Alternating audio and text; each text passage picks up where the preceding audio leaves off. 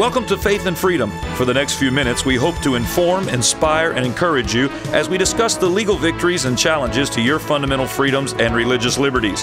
Faith and Freedom comes to you from Liberty Counsel, a civil liberties education and legal defense organization. Join us now as Matt Staver, the President and General Counsel of Liberty Counsel, explains the latest legal issues all across this country in the courtrooms of America. Liberty Counsel is winning the battle for your constitutional freedoms. A Texas school district has fully exonerated a student who was wrongfully suspended for expressing his Christian beliefs on homosexual sin. I'm Matt Barber, Vice President of Liberty Counsel Action, in today for Matt Staver. And joining me on the phone is our guest, Holly Pope, who is the mother of Dakota Airy, the student in question. Additionally on the line is Matt Krause, attorney with Liberty Counsel, and welcome both of you. Thanks for having us.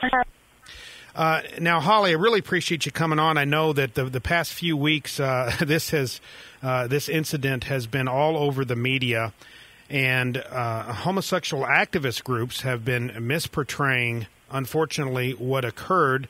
But certainly, we want to get to the bottom of what happened here. And the good news is that, as Matt, I know you will attest to, the school district here was way out of line in terms of how they originally reacted to this situation, violating essentially Dakota's First Amendment rights. But first, I'd like, Holly, if you could give or Matt, rather, if you could give kind of a brief summary of what occurred and what got us to the position we're in right now.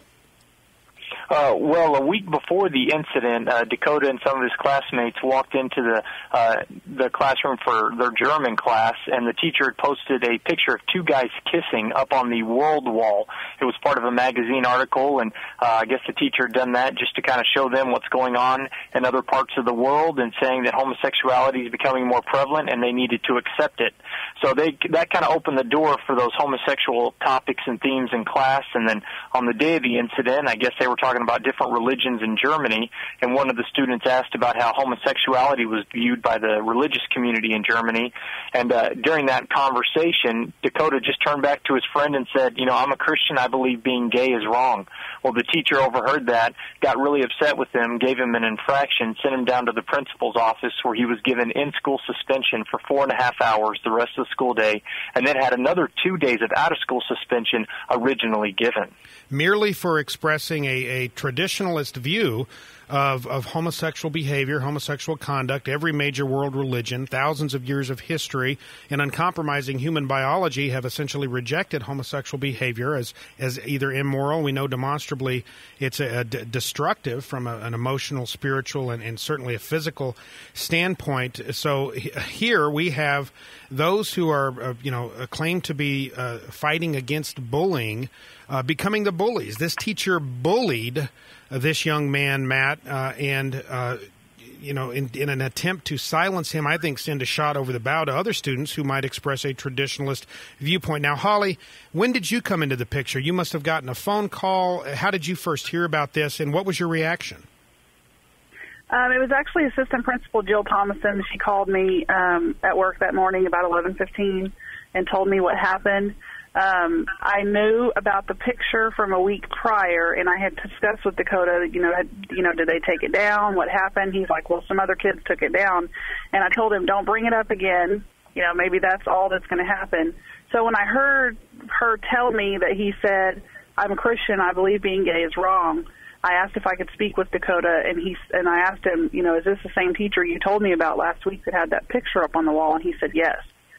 So I knew something wasn't right as far as, what was happening in this classroom. So, I discussed with her that I felt like there was something more to the story that she wasn't getting told that was behavior out of that classroom prior to this day.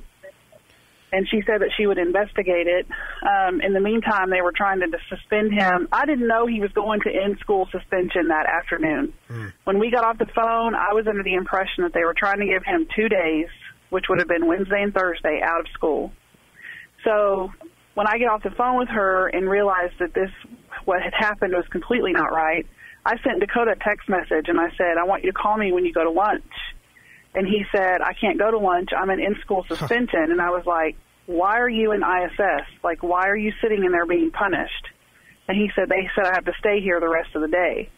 So I kept trying to call the school to get him out of there until we figured out what was going on with this teacher, but I couldn't get any kind of, immediate response from them, so that he sat in there for 4.5 hours that day. And my understanding is the teacher put down bullying, essentially, or potential bullying, as his reason for suspending. So now the mere moral viewpoint that homosexual sin, among a litany of other sexual sins, is in fact that it is immoral, which again is the biblical model, that amounts to bullying. And Matt, Heidi Feldblum, President Obama's EEOC commissioner appointment, has said that this is a zero-sum game. She has said, quote, gays win, Christians lose. Isn't this an example of that zero-sum game mentality?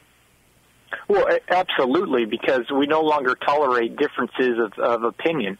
And if it's a zero-sum game, that means you cannot say anything against a particular ideology that one person is pushing. And here we have Dakota making the most non-hostile, non-intimidating personal value statement to another friend who's not gay, so it wouldn't intimidate or harass that person. And if we get to the point where we cannot even express a mere viewpoint of how we believe, just though it's in contradiction to what other people think and what they believe, then that is a zero-sum game. And that's where we're going with this doctrine of political correctness in our public schools, that you can't even speak out and express your opinion if it happens to go against the politically correct views on homosexuality. Well, my irony meter is going off here. The fact that this teacher, Mr. Franks, a bully, would bully this student and say that he is justify his bullying of Dakota by saying that Dakota is the bully merely for expressing a widely held belief around the world. Billions of people share this view. I think is ironic. And, Scripture says, woe to those who call evil good and good evil, Holly. We live in that culture now, one that calls evil good and good evil.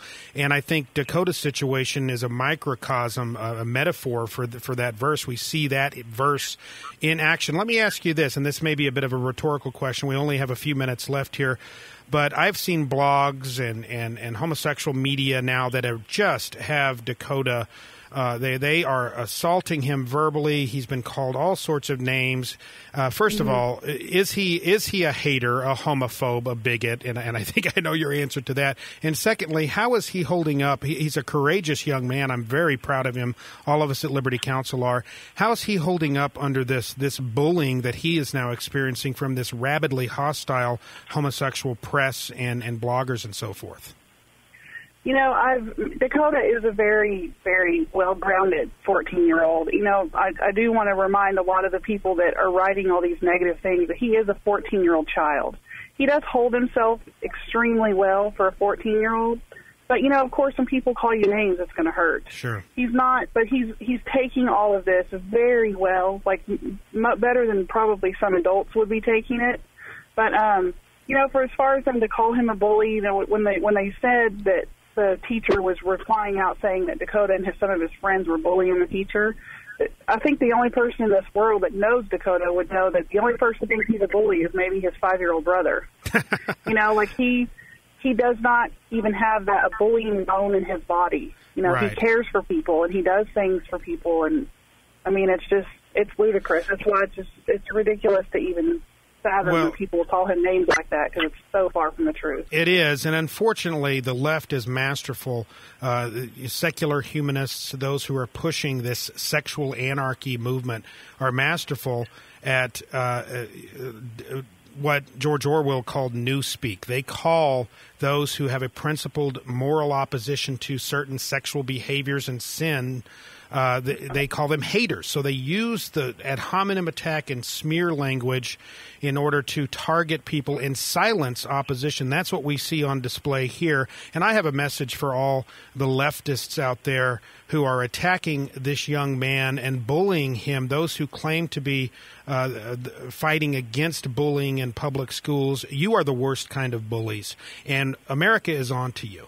And we at Liberty Counsel are going to continue to educate the public on the reality that the self-described proponents of tolerance and diversity, those who claim to be fighting against hate and bullying, are oftentimes the most hateful and the biggest of the bullies among us. We see it. America is seeing it. And I just want to commend you, Holly, and your son, Dakota, for the courageous stand you've taken. We only have about 20 seconds here left to finish up, but I want to thank you for what you're doing. Pass along our congratulations to Dakota for his brave stance. And folks, to learn more about Liberty Counsel and what we're doing in defense of people like Dakota Airy, go to lc.org or give us a call at 1-800-671-1776. Help us stand for God's truth on morality. You have been listening to Matt Staver of Liberty Counsel. Our hope is to encourage and inspire you to stand up for your faith, family, and freedoms. We can accomplish a lot when we work together. Get informed and get involved today. Sign up for our free monthly newsletter, The Liberator. We will send it out to you free of charge. Stay informed with our Liberty Alert email update. Just click on the website at www.lc.org or call us at 1-800-671-1776. Tune in next time to learn more about your rights right here on Faith and Freedom.